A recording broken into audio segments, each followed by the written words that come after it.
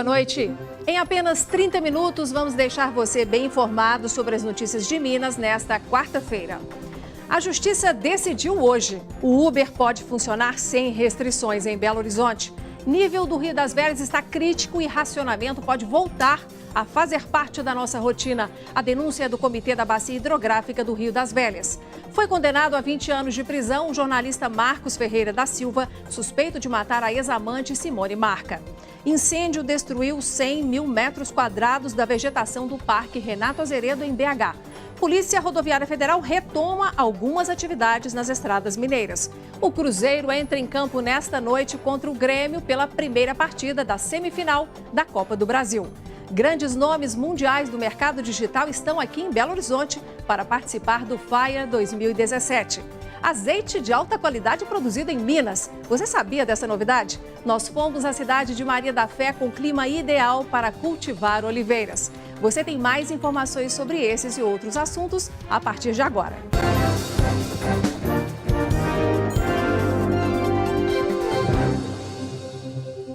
Nós vamos retomar agora um assunto que andava fora do noticiário há muitos meses. O nível dos reservatórios de água que abastecem Belo Horizonte e região metropolitana está baixo. Tanto que o Comitê da Bacia Hidrográfica do Rio das Velhas anunciou hoje medidas para preservar a vazão e evitar o desabastecimento. Desde a última semana, o Rio das Velhas está em estado de atenção. É dele que vem a água que consumimos aqui na cidade. Esse quadro pode indicar uma nova crise hídrica. Nosso repórter Igor Calhan e o cinegrafista Adilson Alves foram conferir. O Rio das Velhas abastece 40% da região metropolitana de Belo Horizonte, mais de 4 milhões de pessoas. Mas não é difícil perceber que por aqui a situação é crítica. O baixo nível da água vem sendo alertado pelo Comitê da Bacia Hidrográfica do Rio das Velhas desde junho deste ano. A gente já, na expedição que fizemos no mês de junho, a expedição Rio das Velhas Te Quero Vivo, a gente já vinha mostrando que a vazão do rio estava muito baixa. E, para nossa surpresa, quando chegou agora no mês de julho, eu diria que ela já atingiu um nível de criticidade enorme. Por meio de uma deliberação normativa, a vazão do rio foi determinada em 3 níveis: o de atenção, de alerta e de restrição de uso. Atualmente, o Rio das Velhas está em situação de alerta, que é quando a média das vazões diárias ficam abaixo do nível mínimo de 10,25 metros cúbicos por segundo, chamado de Q7,10, por 7 dias seguidos. Atualmente, a média tem sido de 9,5. O presidente do comitê responsável destaca que o problema não é só a escassez da chuva. Nós temos um problema muito maior que a gestão da bacia.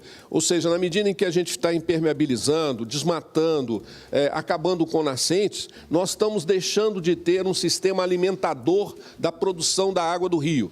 E nós temos que entender que o rio tem que sobreviver, não é nosso período só de chuva, não. Hoje nós temos um rio que é um rio de chuva. Se chove, tem rio, se não chove, o rio passa a não existir. E nós temos que ter um rio que exista durante os 12 meses do ano. E, para isso, nós temos que fazer um programa de revitalização que inclua a proteção das áreas de produção de água, como a Serra da Moeda, do Gandarela, a proteção de nascentes, áreas de recuperação de mata ciliar. Então, é um projeto de futuro. Aqui onde eu estou pisando, deveria ter água.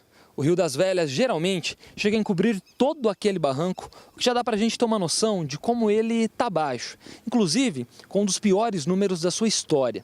Em 2015, o menor índice registrado foi de 8,2 metros cúbicos de água por segundo.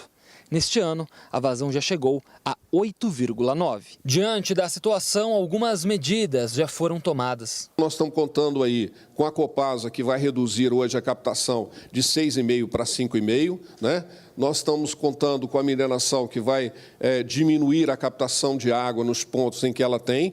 E nós estamos contando com a CEMIG, que tem uma barragem para que ela possa desaguar mais água dentro do rio. Mesmo com a vazão muito abaixo do mínimo, não há riscos imediatos de racionamento de água.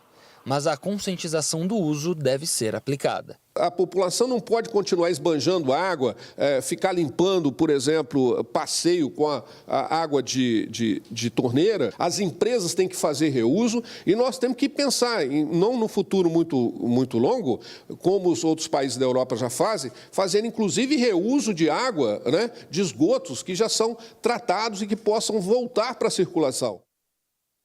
E o nosso repórter Igor Calian também foi buscar um bom exemplo de um cidadão que adotou várias medidas de uso responsável da água e as manteve mesmo depois que a crise foi resolvida. E hoje ele é um exemplo para os amigos e para os vizinhos. Nós vamos trazer essas dicas para relembrar o que todos podemos fazer para economizar água amanhã. Por isso, não perca. Aplicativos de transporte como o Uber estão liberados no estado. Depois que um usuário recorreu à justiça pedindo o reconhecimento da legalidade do serviço, agora no final da tarde, a Justiça Mineira decidiu, por 7 votos favoráveis e apenas um contrário, que o Uber e os aplicativos podem ser prestados esses serviços livremente aqui no estado. Os taxistas fizeram um protesto contra os aplicativos hoje de manhã na capital. A mobilização dos taxistas começou cedo. Um grupo se concentrou na Praça do Papa, no bairro Mangabeiras, região centro-sul de Belo Horizonte. À tarde, os taxistas se concentraram na porta do Tribunal de Justiça, na Avenida Afonso Pena, também na região centro-sul, com carro de som, faixas e cartazes. Nós não somos contra o aplicativo. Quem opera o aplicativo são trabalhadores, igual taxistas também. Mas o que a gente quer... que a justiça faça uma legalização. Então aí vem um aplicativo agora que faz o mesmo serviço que a gente faz e não tem norma nenhuma. Durante a mobilização, uma faixa da Avenida Afonso Pena ficou liberada ao trânsito no sentido centro. O julgamento da legalidade do aplicativo de caronas pagas, Uber, começou por volta de 1h30 da tarde. O pedido de reconhecimento da prestação de serviço pelos desembargadores só foi possível porque um usuário do aplicativo recorreu à justiça. Como parte do julgamento, estava a análise se as normas de Belo Horizonte e do Código Brasileiro de Trânsito poderiam ser aplicadas ao transporte feito pelo Uber. Uma lei municipal aprovada no ano passado pela Prefeitura de Belo Horizonte proibiu os aplicativos por motoristas que não sejam taxistas. A lei só não entrou em vigor por causa das liminares judiciais.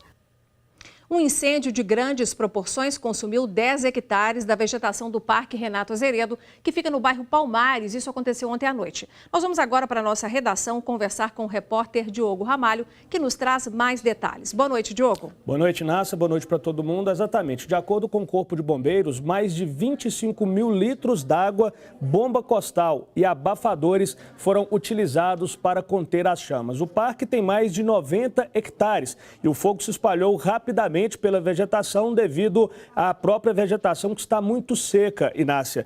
E o fogo foi contido por completo depois de 2 horas pelo Corpo de Bombeiros sem feridos. As causas do incêndio ainda estão sendo investigadas. Bom, e o Diogo acompanhou para a gente hoje a apuração de mais um assunto, que foi a morte de um mineiro que faleceu tentando fazer a travessia ilegal ali na fronteira dos Estados Unidos com o México. Maicon Douglas Andrade Fernandes, de 24 anos, teria passado mal e morrido durante uma caminhada exaustiva.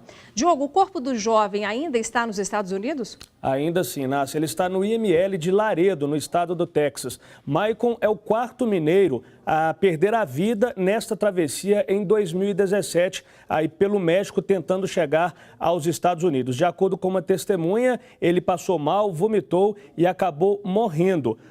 Segundo o Itamaraty, em resposta à rádio Band News FM, o consulado brasileiro está cuidando do caso, está dando todo o suporte à família em Houston, nos Estados Unidos, mas não quis confirmar a morte do rapaz e nem dar detalhes do caso, porque, segundo eles, pode atrapalhar as investigações que estão sendo feitas, na verdade, pelas autoridades americanas. Inácia. Ok, Diogo, obrigada e até amanhã. Até amanhã. E o assunto agora é política. Na próxima sexta-feira, uma frente formada por lideranças mineiras, entre elas o governador de Minas, Fernando Pimentel, o presidente da Assembleia Legislativa, Adalclever Lopes, e ainda vários deputados. Eles vão fazer aí um protesto na cidade de Indianópolis, onde fica a usina de Miranda, no Triângulo Mineiro. É mais uma iniciativa para pressionar o governo federal e tentar impedir que 4 usinas da CEMIG sejam leiloadas em setembro. E esse é um dos assuntos para o nosso comentarista Orion Teixeira. Orion, Orion, com mais essa pressão política, você acha que o governo federal vai ceder? Boa noite. Boa noite, Inácio. Boa noite a todos. Olha, Inácio, é mais uma tentativa de pressionar o governo federal a recuar dessa intenção de leiloar as 3 usinas da CEMIG, que em setembro deverão ser leiloadas por até 12 bilhões de reais.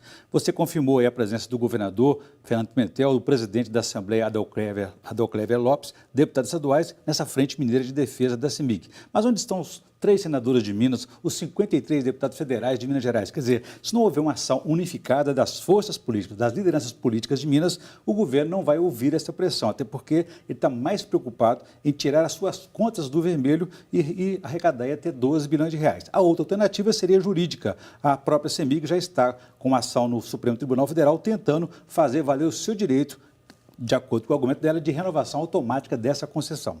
Certo. E a gente vai ver também um outro assunto com o Orion, porque foi aprovado ontem, em comissão da Câmara dos Deputados, o relatório que defende o formato do distritão, a tal reforma política. E esse formato do distritão já seria, então, aplicado nas eleições do ano que vem. E, além disso, também foi falado lá pelos deputados e aprovado nesse relatório o financiamento público de campanha. Orion, o distritão ajudaria a acabar, por exemplo, com o Caixa 2? Muito difícil, Inácio. Acabar com o Caixa 2 é mesmo que você dizer que aí vai acabar também, vão acabar os crimes, a corrupção. Não é por aí. O fundo público é uma maneira mais democrática, mais justa de distribuir recursos e evita, por exemplo, a corrupção de porta aberta, que é o financiamento eleitoral por empresas, onde os candidatos deixam de ser dos partidos, dos eleitores, para serem candidatos da Odebrecht, da JBS, como assistimos aí recentemente. A ideia, então, é criar um fundo de 3,6 bilhões de reais. O correto seria, talvez, reduzir esses custos para adequar a situação à realidade econômica do país, que o governo federal fala em corte de recursos para saúde, educação e outros investimentos, e os deputados estão pedindo 3 bilhões e 600 milhões de reais para esse fundo. Agora, rapidinho, Orion, no caso do distritão, então, é como se os deputados passassem a ser votados, como hoje nós elegemos na eleição majoritária, prefeitos, governadores e presidente da República, né? Isso Exatamente. Não desqualifica ou desvaloriza um pouco a presença e a força dos partidos? Isso esvazia os partidos, porque o mais votado será aquele eleito. Parece justo e democrático, mas serão eleitos apenas os mais conhecidos, os atuais deputados e celebridades como jogadores de futebol e outros. Então, esse sistema ele não valoriza o voto do partido, ele fica desperdiçado e valoriza só o voto do desempenho pessoal de cada político. Bacana, obrigado, Orion, até semana que vem. Com prazer. Lembrando, então, que essa reforma ainda vai ser votada no plenário da Câmara dos Deputados para depois, então, ir para o Senado. Bom, e a gente traz agora um outro assunto. Depois do repasse de 30 milhões de reais à Polícia Rodoviária Federal, a corporação em Minas Gerais retoma com as atividades nesta terça-feira. Segundo a PRF, os trabalhos de patrulhamento, escolta de cargas, operações e inteligência estão normalizados no estado. Os serviços ficaram parados por mais de um mês em Minas Gerais. Ainda assim, a corporação continua com o atendimento ao público restrito nos postos e sem intervalo do almoço para economizar no deslocamento. A Polícia Rodoviária Federal tenta desbloquear 133 milhões de reais para a retomada total das atividades no país. A Polícia Militar anunciou hoje o reforço de 206 policiais nas ações de combate e prevenção ao crime nas ruas de Belo Horizonte. Esse efetivo já estará em atividades do patrulhamento ostensivo já no dia 28 de agosto. De acordo com a corporação, esses militares atuavam em atividades administrativas.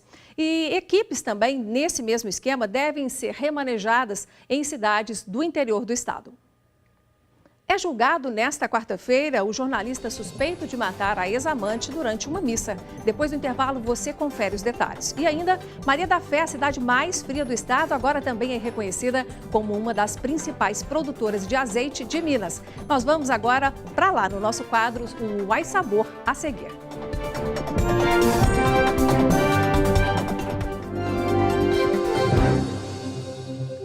Foi condenado a 20 anos de prisão o jornalista Marcos Ferreira da Silva por matar a ex-amante Simone Marca, de 30 anos. Isso aconteceu na frente de 80 pessoas durante uma missa. O crime ocorreu no Triângulo Mineiro em outubro do ano passado. Segundo a Polícia Civil, o suspeito, que na época era casado, não aceitava o fim do relacionamento extraconjugal, que já durava 6 anos. E logo mais às 9h45 da noite, Cruzeiro e Grêmio se encontram na semifinal da Copa do Brasil em Porto Alegre. E o André Salles, o nosso repórter, já está aqui com a gente para contar como que a Raposa vai entrar em campo. Boa noite, André. Boa noite. Essa partida lembra um pouco a final de 2016? A semifinal, né? Na verdade, lembra um pouco, sim. Eu acho que o Grêmio está no melhor momento. Para muitos, o time que joga o melhor futebol do Brasil, falando em termos de qualidade mesmo, né? De um jogo bonito de se ver, porque o Corinthians está disparado na liderança do Campeonato Brasileiro. Falando um pouco sobre o que você me perguntou, o Cruzeiro, né? O que está sendo pensado por aí, são poucas dúvidas. Acho que a gente não vai ter muita surpresa. Robinho deve, sim, voltar ao time titular. Acho que o Hudson é a opção mais conservadora, digamos assim. Acho que o Cruzeiro joga fechadinho. A gente, inclusive, está vendo aí imagens do último treinamento ontem no Beira-Rio, né? Acho que o Cruzeiro vai jogar fechadinho, esperando um contra-ataque, até porque o Grêmio gosta de contra-ataque, Inácio. Então, quando você acaba não propondo o jogo, a sua equipe também não dá muita opção para outra equipe atacar. Ou seja, acho que o Cruzeiro fechadinho, tentando sair na boa, quem sabe voltando com um bom resultado, um empate, até às vezes uma derrota com gol marcado, 2-1, pode ser bom para o Cruzeiro. E uma vitória melhor ainda, que aí na semana que vem a decisão aqui no Mineirão. Ok, obrigada então, André. Até amanhã que você volta com o resultado, hein? Aí a gente volta com a análise do jogo. Isso aí, obrigada. A comida mineira ganha cada vez mais sabores, agora regados a azeites produzidos aqui mesmo no estado e que ganham mais reconhecimento internacional. Em Maria da Fé, cidade conhecida por registrar até temperaturas negativas durante o inverno mineiro, se tornou o cenário ideal para cultivar oliveiras que produzem azeites de alta qualidade.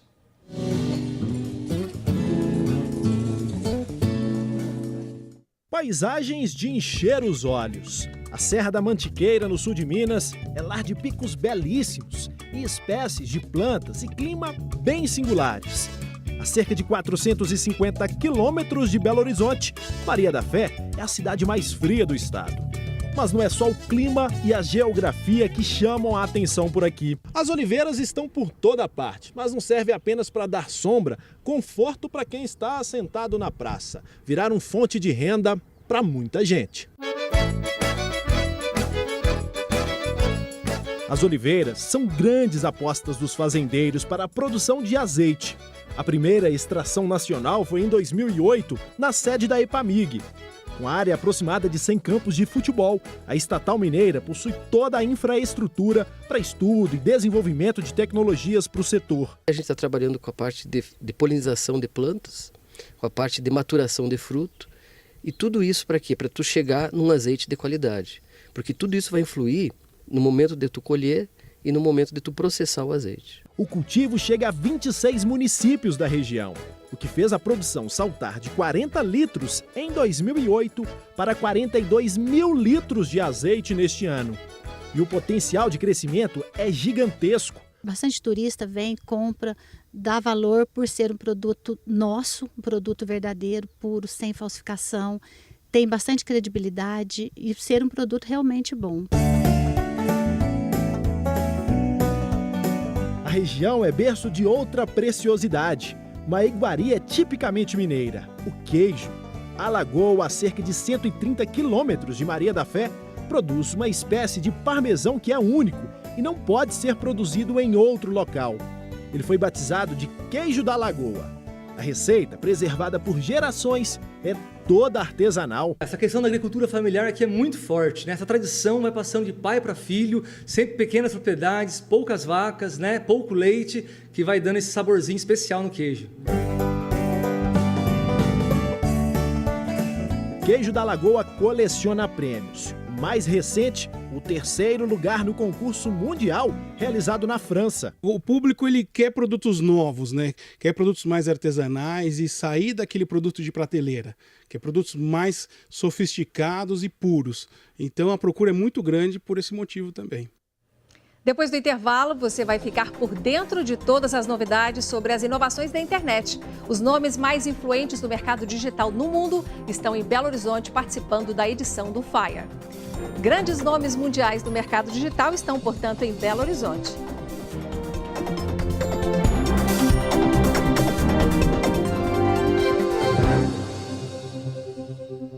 Grandes nomes mundiais do mercado digital estão aqui em Belo Horizonte para participar do FIRE 2017. O evento de marketing e empreendedorismo na web se tornou uma referência na América Latina e antecipa as tendências da internet. Belo Horizonte se transforma na capital nacional da tecnologia e do mercado digital. É o FAIRE 2017 que chega à 3ª edição, um evento de marketing e empreendedorismo digital que se tornou referência na América Latina. Oportunidade de discutir tendências de mercado, além de trocar experiências. E por que não encontrar com alguns personagens famosos? Esse ano é uma consolidação das edições anteriores, né? Esse ano a gente tem muito mais estrutura, o dobro de palestrantes, são 50 palestras, muita gente de fora do Brasil vindo para cá também. O que a gente quer realmente é isso, é que as pessoas cheguem aqui e elas saiam com a capacidade de fazer melhor o que elas fazem na internet. São mais de 2.000 profissionais reunidos no Palácio das Artes para acompanhar palestras de 50 gigantes da área. Hoje a gente tem que estar inserido, senão a gente vai ficar para trás. Eu vim aqui porque eu pretendo desenvolver o meu negócio, então quero usar todo esse conhecimento que está sendo abordado, as expectativas do negócio digital para o meu próprio negócio. Um exemplo de empreendedorismo digital é esse aplicativo que oferece ao assinante resumos de livros com duração de 12 minutos. Hoje a empresa tem crescido bastante, tem muita gente interessada, a gente está com várias estratégias legais, tanto a nível nacional, tanto a gente está começando a pensar no processo de internacionalização, que vai sair esse ano ainda. Então a ideia é que o crescimento seja bem grande mesmo, bem legal. Para quem quer saber de outros exemplos de empreendedorismo, ideias para expandir seu negócio digital, o FAIRE 2017 vai até esta quinta-feira. A programação completa está no site hotmart.com.br. Bom, e nós recebemos aqui no estúdio do Jornal Band Minas o coordenador de eventos, Flávio Guimarães, da Hotmart, que realiza este evento, o FAIA. Boa noite, viu, Boa noite. Flávio? Me conta uma coisa, vocês em pouco tempo, 3ª edição, já conseguiram se tornar referência.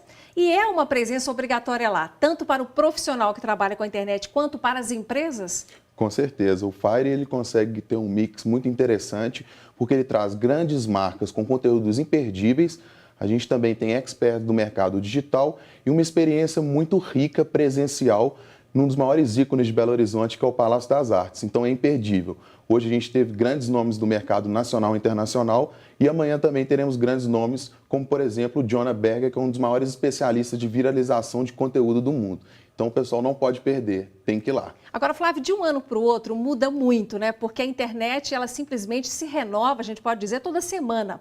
Como é que faz para selecionar esses melhores conteúdos que, na época do evento, estarão bombando e chamando a atenção dos usuários? Todos têm que estar sempre se atualizando. Então, assim, a Hotmart tem um papel fundamental dentro do mercado digital por trazer sempre essas novas tendências e mostrar para o profissional como que ele pode entrar nesse mercado, às vezes como um complemento de renda ou até uma mudança de carreira mesmo, em um cenário que hoje que a gente vive no país de crise financeira, mas que as pessoas podem ter uma oportunidade muito grande de dar uma guinada e ter muito sucesso dentro do mercado digital. Agora, Flávio, como é que é essa relação, por exemplo, você traz nomes experientes e traz uma Chloe, por exemplo, uma menininha, né, norte-americana que bombou na internet com vídeo, viralizou, para usar a expressão que você acabou de usar, ou seja, caiu no gosto das pessoas. Como é que vocês equilibram o conteúdo técnico e essa parte mais atrativa que chama aí os fãs da internet também? Exato. Como você disse, a Chloe, ela foi um fenômeno na internet e ela chegou em Belo Horizonte e também tomou conta de todos os veículos de comunicação,